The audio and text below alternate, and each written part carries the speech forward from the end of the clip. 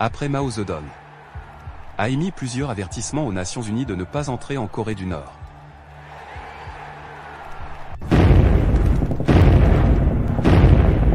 Les forces des Nations Unies composées principalement de marines américains ont avancé rapidement en Corée du Nord avec l'intention de réunir la Corée du Nord et la Corée du Sud avant la fin de 1950.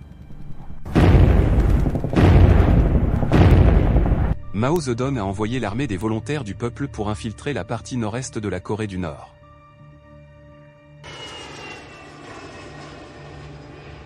Les forces des Nations Unies, sous le commandement du général de division Oliver P. Smith, ont été chargées d'avancer vers le fleuve Yalu, la frontière entre la Corée du Nord et la Chine.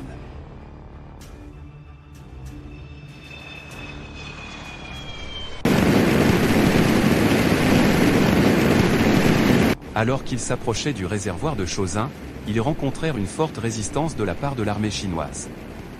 Les Chinois avaient secrètement renforcé leurs forces dans la région et lancé une attaque surprise contre les Nations Unies, les encerclant et les piégeant.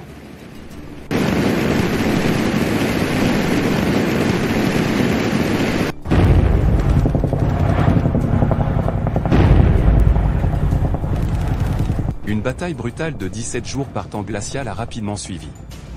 Entre le 27 novembre et le 13 décembre, 30 000 soldats du commandement des Nations Unies sous le commandement sur le terrain du général de division Oliver P. Smith ont été encerclés et attaqués par environ 120 000 soldats chinois sous le commandement de Song Shilin, qui avait reçu l'ordre de Mao Zedong de détruire l'United Force des Nations.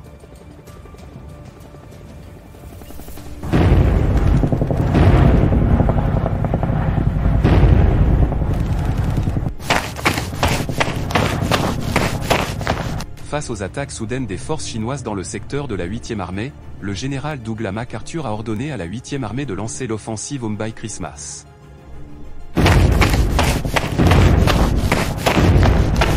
MacArthur a ordonné au X-Corps d'attaquer à l'ouest du réservoir de Chosin et de couper la ligne d'approvisionnement vitale. Les forces des Nations Unies se sont battues avec acharnement. Les températures ont chuté bien en dessous de zéro, ce qui a rendu difficile pour les soldats de se déplacer et de faire fonctionner leur équipement. Le mauvais temps a également rendu difficile l'évacuation des blessés et de nombreux soldats sont morts d'hypothermie et d'engelure.